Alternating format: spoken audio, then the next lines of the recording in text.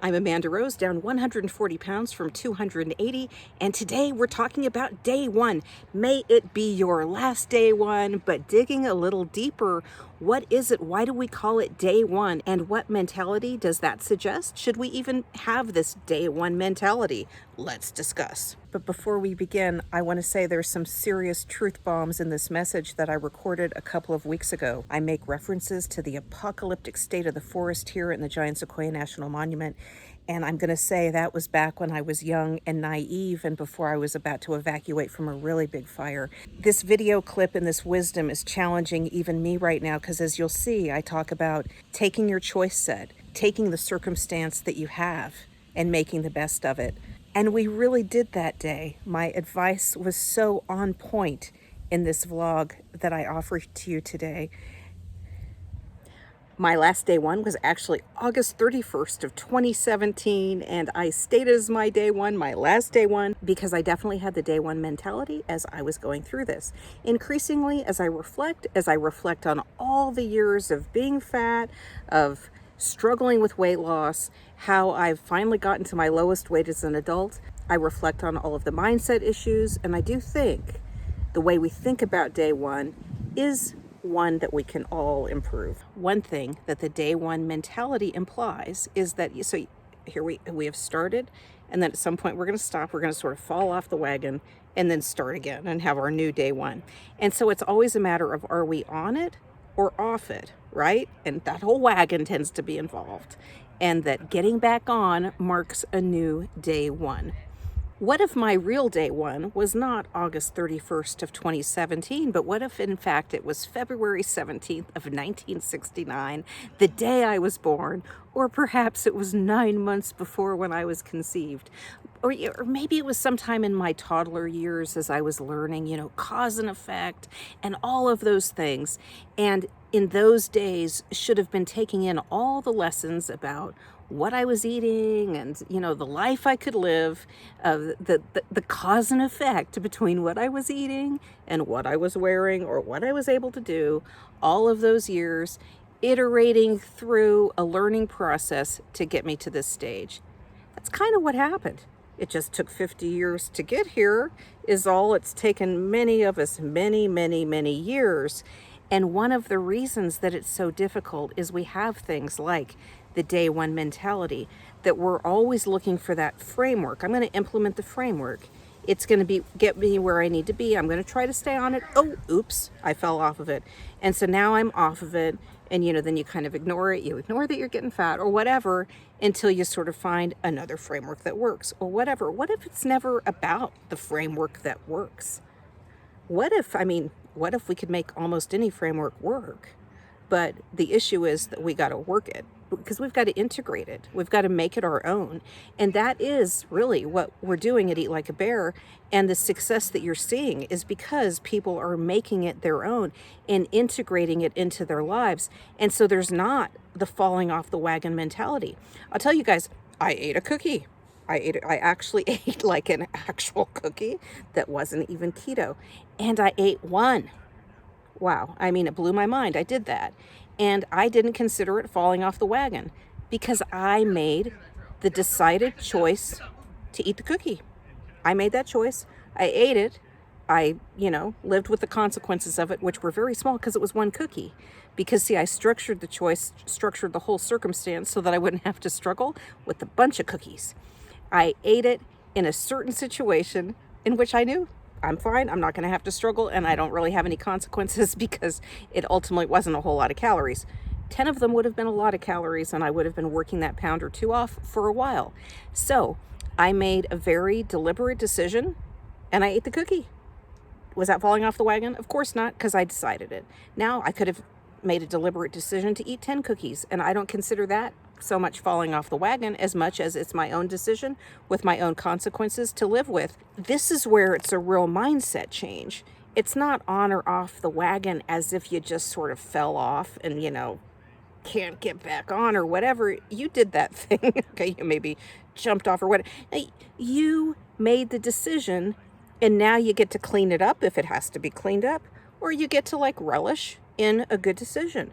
or, like me with the one cookie. So it hardly mattered. I mean, it mattered in the sense that it showed me that I could eat one cookie, which was extraordinary in itself. All those years, I was just looking for a solution out there somewhere, out there. In fact, what I needed to do was make a plan and just iterate through it, craft something for myself, and then daily make a decision. What's my best move today? Or, as you know, if you follow me much at all, I make a decision the night before about the next day, about how I'm going to structure my eating the next day. And so if I'm going to a wedding, I might have a rule. I might allow myself some leeway. Now, I know I go on a bender, I'm going to have to make up for that somehow. I'm either going to have to plan it in advance and like ratchet down the calories so that all the pounds that I gain, I've already made up for in advance, or I'm going to have to clean it up after. There's going to be some consequence for it. If I'm willing to pay the consequence for going on a bender, then why are we even calling it a bender, really? Or why are we calling it fall off the wagon? You made the choice and you did it. You just clean it up, you move on. That's it. That's it.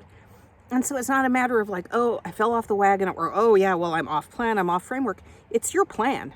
It's your plan. You're off your own plan. I mean, what does that even mean? No, you're living your life and you're making your decisions and you're living in the consequence of your decisions. And that's it. It's really just that simple. And so maybe day one really was February 17th of 1969, but it took many, many years for me to get it. And so I consider day one, August 31st, 2017, because that is when the real like light bulb time came for me. And I know that is for a lot of you guys too. So I know we're always going to say day one, but I do think that whole mentality of like day one, oh, it's day one again. We get lots of comments in the group like that. I mean, all the time. And I get it. I'd be making that comment too. If I were struggling, it's day one again. I'm so ashamed or whatever. But the point is that it really, I mean, our birthday was day one. Our actual literal birth date when we were born as babies was day one. And the rest of it is just learning. And so whatever it is that you did yesterday that makes you call today day one, I mean, you need to take that deep in your heart. You did that. It's not about like you fell off the plan or whatever about the plan. It's about you and your relationship with whatever decisions you're making and with whatever you're trying to, whatever decisions you're trying to make for yourself to better yourself. And it's just about that. And it's a whole process. And it might have taken, some kind of like semi-bender yesterday to learn the things that trigger you into that bender so that you can do better today. And that's fine too. We all have to learn. We all have to, we have to get there somehow. So I actually have a little micro class on your last day one. And the purpose of this is it's not even to talk about this philosophy of should we even talk about a day one or a not day one, but really to get you to the goal. And so that this is the day that you look back on where you say that is the day that really was the beginning of all this, where I really began to make all those decisions that pushed me in the right direction. And so in that, I talk about 3 factors that are really critical in really pushing through and seeing massive sorts of weight loss. I give you an activity to help get you through that, because what you really need to get past that day one is serious momentum. You need to see the effectiveness. You maybe need to see some pants fitting better. You need to see results, and you need to see them quickly. And so how are you going to do that? How are you going to do that? It's critical, and that momentum is critical. It's critical to just grab a hold and not let go of that.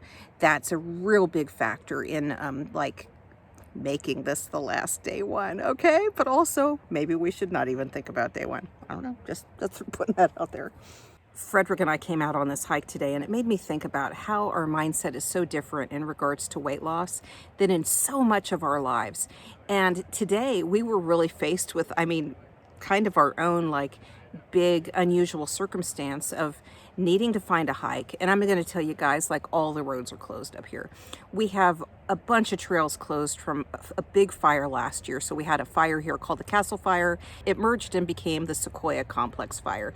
This was a monster devil fire, and I actually talked about it in one of the other vlogs that I did and showed a grove of giant sequoias that survived but had some casualties in it. So that's pretty sad. It was a really big fire. And we're left today then with, none of the options we usually have. And, it could be really depressing and sad. But the only real play with that is to just look at what the options are that are left and see what they leave for you. We're down here at the Kern River, which is a nice option, of course, but also we consider just exploring one of the roads that might have been closed, might have been not, and like seeing it as an adventure and just determining if the road is closed. Frederick and I are headed on an adventure today. We have no idea where we're going. We don't even know what roads are opened. We've got stuff closed from last year's Castle Fire, the Sequoia Complex Fire. We've got roads closed from the current French Fire. I mean, this whole place is on fire, you guys. We don't know what's open. We don't know what's closed, but we packed swimsuits, we packed drinks, we packed an inner tube. We've got a bicycle on the back of the car. We don't know what is in front of us, what our opportunities are, and we're just ready to find out. We're just hoping that it's not complete Armageddon out there. It's feeling a little bit like Armageddon with all the smoke that we're seeing around our property these days. What are you checking your map for? The river rapids. My map shows all like the rapids and what classes they are. But I know I can handle a class 3 rapid on an inner tube. Right, because let's be clear, this is the Killer Kern River right here. And so you need to know where you are in it, right? Right. And so really it's a matter of looking out and seeing what resources are there for you, what the day will bring based on the resources that you have.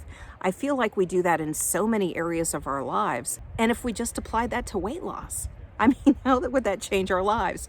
You know, some days we're able to exercise. Some days we're laid up in a stupid hospital bed, you know, recovering from a surgery. There's all kinds of different things that we face every single day. And if we just said, okay, well, given my current day and my current structure, how am I going to, you know, stay focused on my goals, given whatever they are, you know, given laid up in the hospital bed, given like trails shut down by the forest fire, how is it that I can just make the best decisions today?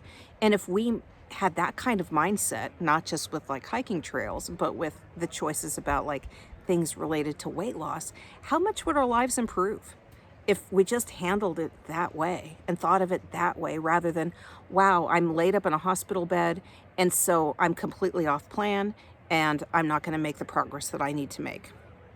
I mean, why? We can always make progress through adversity. It's just harder because those terrible days are just hard for a lot of reasons. But you can always make progress. And sometimes that progress looks a lot like I didn't get fat laying up in that hospital bed. He's headed downstream. Who knew this is what the day would bring? This isn't so bad for all the roads being closed. I've decided to take a nap by the river. There's so much smoke out today. It is really hard not to remember. As you know, you try to enjoy your day or make the best out of it, and it's just always there, all that smoke. So I'm literally laying under a bridge. So trollish, hobo-like. Here, I'll show you my view. My grandpa used to claim to be a hobo. He would hop trains to get from California to Arkansas during the Depression. His family had moved out during the Great Depression to California, and he wanted to go visit his family in Arkansas. He was like 12 years old, and he literally jumped trains to get there. So he said he was a hobo. I want to be like Grandpa. There are no trains left. I'm safe. My family is safe, and we're all going to be okay.